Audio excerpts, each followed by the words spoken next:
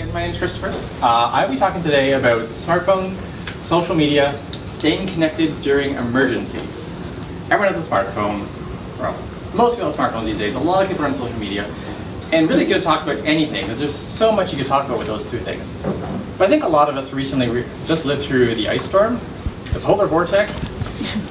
Kind of a little bit different situation for a lot of people. So I thought it might be a very topical opportunity to talk about this and how social media and smartphones can be useful.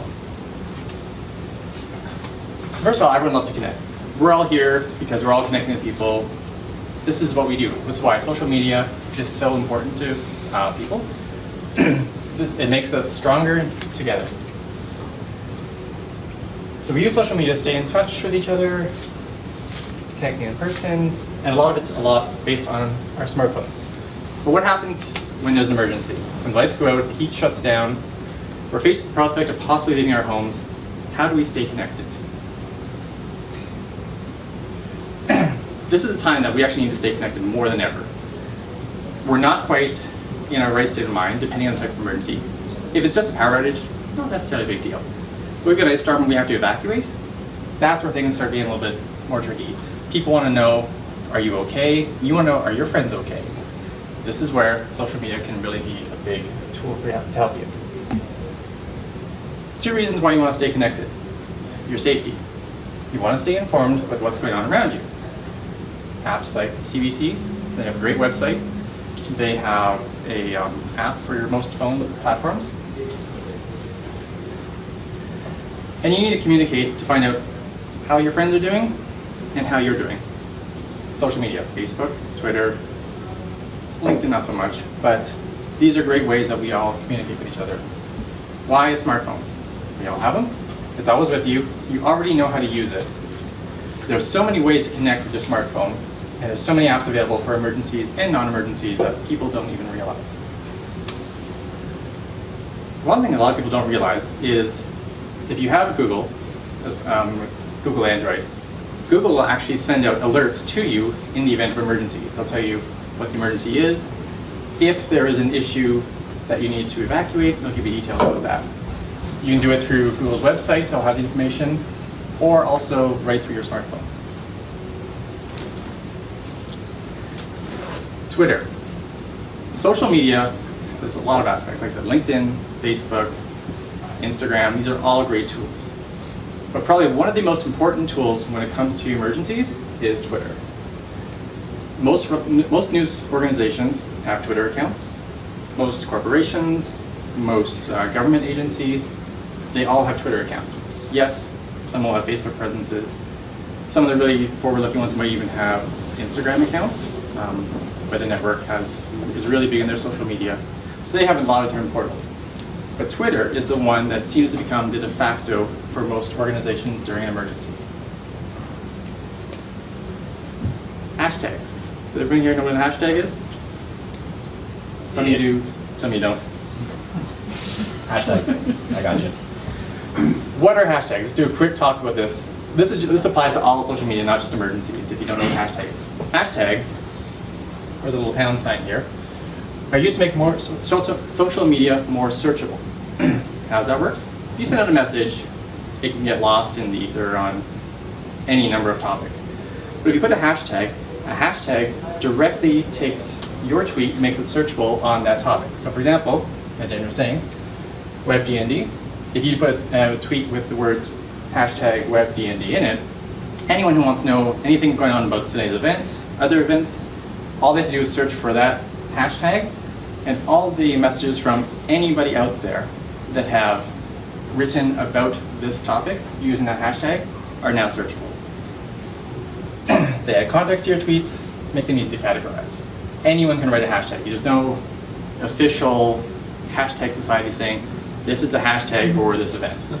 Anyone can make a hashtag. So from a total social media point of view, it can be used for very important things, like you want to do searches. Sometimes add a little context by saying, hashtag, it's damn cold. You can add hashtags to pretty much anything you want. But for the purposes of emergency broadcasting, this is where it can really shine. Following media outlets, like I said, like CBC, 680 News, when they're talking about an event, they'll often include hashtags in their tweets. As I said, anyone can create hashtags, so it can get sometimes a little crazy. So many hashtags, which are the ones to use, and which are the ones to follow, and why do I even want to follow a hashtag? First of all, by going to different Twitter sites for CBC, 60 News, these ones, you can sort of see who is using specific hashtags, and those are the ones you want to start following. The benefit to a hashtag is by doing that search on a specific topic, as I said, you can get all the information on it. So, great example, hashtag #OnStorm. This is I would say the de facto hashtag used for severe weather in the Ontario region. The Weather Network follows it, and I know Environment Canada also follows it. So the reason why Environment Canada wants to follow it is they have weather radars everywhere, but they don't always have people on the ground. So if someone is seeing something, they write a tweet about it or send a picture through Instagram, Twitter, and they use that hashtag #OnStorm, Environment Canada can then see that tweet and then know, okay, someone's talking about a potential funnel cloud in this region, maybe we need to issue a warning. Why do hashtags matter? Here's why.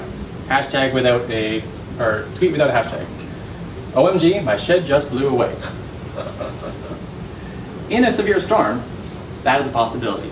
But if you just send that out as your tweet, someone who's trying to follow information about the storm probably won't even find it. The only word in here that has anything to do with the storm is blue. If it's windy, you might want to search for the word blue. But if you're a social media manager trying to track this, you can't track every possible word that could come up. If you manage to even think, someone might tweet blue when talks to about the storm, you might get this tweet. You might also see a tweet from Mythbusters saying, look what we blew up today. Or, look at the cop I just blew past. This is why there's no context, but it's the exact same tweet. You add the hashtag to it. Now there's context to that message. So if you're wanting to write something about a specific event or topic, again, this applies to any element of social media, not just emergencies, but in this case, you can see why it's important. The hashtag will add a significant amount of value to your message. So what do you do before an emergency happens? Prepare in advance. Emergency management organizations provide guidelines for what you should do to be ready for an emergency. They often talk about 72-hour kits, for example. So the following tools I'm going to talk about are only to be used to complement what they already talked about and not to replace them. So to prepare in advance, keep your smartphone charged up. If you have a power outage and you have only 10% left on your battery, it's probably not going to last very long. If you have a power outage and you have 90% on your phone, you're at least going to stay connected for a while. Get a spare battery pack. Spare battery packs are great because when the power went out in my place during the big storms, we only lost for 3 hours. But of course, there's people who've been out for 6 or 7 days. A battery pack like this, I can charge my phone for probably 2 or 3 times. So at least then, I've now got a few charges I can keep connected with people.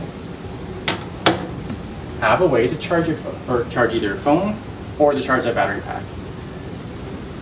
For example, here, you got a solar charger.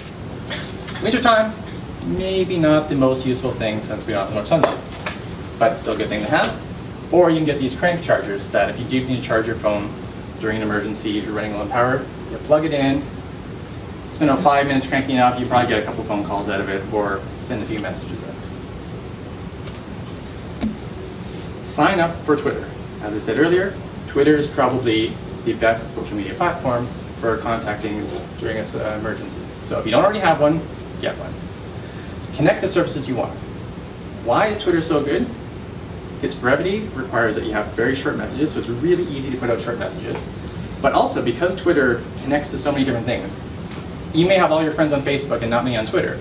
But you can set it up that if you send a message on Twitter, it automatically sends you a message to Facebook. So now, by sending out a single tweet, you've now told all your Facebook friends, yeah, power's out here, but I'm okay. Or we've been out for a couple of days, we're going to now go to an evacuation center, as an example. Instagram, not as popular among some people, but a great tool to use for emergencies. You're trying to take photographs. You can then link it to your Twitter account. So let's say you want to take a photograph of something, you post on Instagram, you can also say, while posting on Instagram, also post to Twitter. So if everyone has Twitter for sending messages out, and for receiving these messages, you've got one central location that's carrying all your messages. As I said, follow official and trusted news sources. You've heard me say this a few times. Trusted news sources. During the Superstorm Sandy, there was a lot of messages that have gone out about how the New York Stock Exchange was underwater and a lot of other disastrous messages. A lot of them turned out to be fake after the fact. It doesn't take much for someone to craft a message and put it out there, and a rumor just spread really quickly. When there's already a very stressful situation because of an emergency, it's really easy for rumors to get sent. So stick to trusted news sources. Sometimes they get fooled too, but your best bet is to try that. Some good apps for emergencies. Flashlight. You'd be surprised how bright your screen can be when all you've got is just plain white. If it's pitch black, when I had our power outage, this was my flashlight, at least until I was able to get my bigger ones. First aid apps. Hopefully you won't need it, but someone's got a cut, someone banged their head, you want to know how to help them, and maybe you're a little rusty in your first aid. There's a number of great first aid apps, including from the Canadian Red Cross. Weather. That's probably the biggest thing where we have potential for emergencies in this area. The Weather Network has a great app for checking anything from like your regular daily temperature and commute to actual dedicated radar apps. So it'll take your GPS location, put it onto a radar screen, and it will show you any of the storms coming in. I used this actually a couple of years ago when I was out camping. And middle of the night, I'm in my tent, I'm hearing rumbling off in the background, like, am I gonna get rained on? So I pulled out my phone, checked the weather radar, and I could see the storm crossing, and I knew it was gonna cross just to the north of us, so I knew it was gonna be fine for the rest of the night. So little things like that can really make a big difference, and that I was able to know that, okay, I go to sleep, get a good night's rest, I'm not gonna get rained on, not a big deal. This is what I just discovered today while doing my research. An emergency web browser. But my phone already has this browser. In fact, I use Chrome. It's a great browser for an iPhone. It's got Safari built into it. Why would I need an emergency web browser? This is so useful. In the event of emergency, there's a good chance networks are maybe going down. You have a power outage, your home internet's probably going down, so there goes your Wi-Fi. So you're relying only on the carrier's networks. A lot of people are using it, it's going to get bogged down. The emergency web browser doesn't load images by default.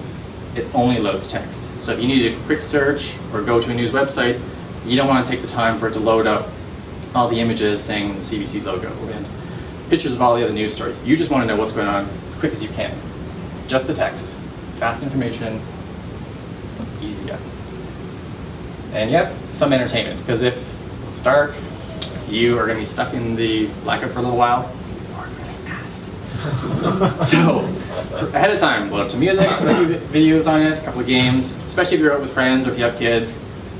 Kids are going to be running around going crazy. You might have to entertain them for a few minutes, put a video on. Trust me, I know that one from experience. During emergencies, what do you do? First of all, like I said, first thing you need to do is check on the trusted news sites for the latest information and find out what hashtags are being used. For example, Ice Storm 2013 seemed to be the one that was most prevalent not that long ago.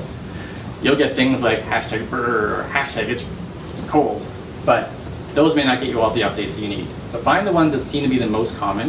Like I said, since anyone can come up with it, there might be one or two that seem to be used by a lot of people. If you have to follow one or two of them, great, but try and find the ones that are the most common, follow those. And then follow the official news sites or news sources. You don't know what any emergencies coming up might be, so by using the hashtags, you can see who's sending out what message. And with the blackout, Toronto Hydro, Hydro 1, City Toronto, those are the ones you might want to follow for at least the short term during an emergency. And as I said earlier, beware of rumors and fake news stories. When emergencies happen, networks can get bogged down with traffic. Thus the need for the emergency web browser. Try to avoid using your phone except for emergencies. Use text messages, social media, and instant messaging. Check in with people wherever possible.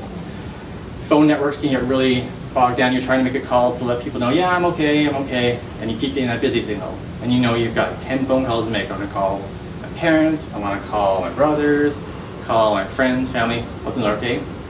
Every time you make a phone call, you're taking away a resource from someone who's maybe trying to make an emergency call through. So try and stick to social media.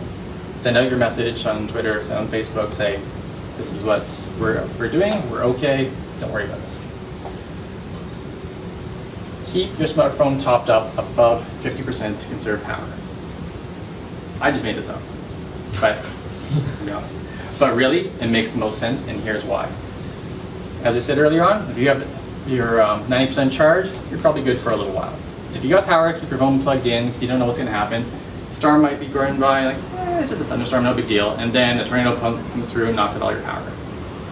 If you're at 50%, then you've at least got a little while of phone usage to send all those messages, tell people what's going on.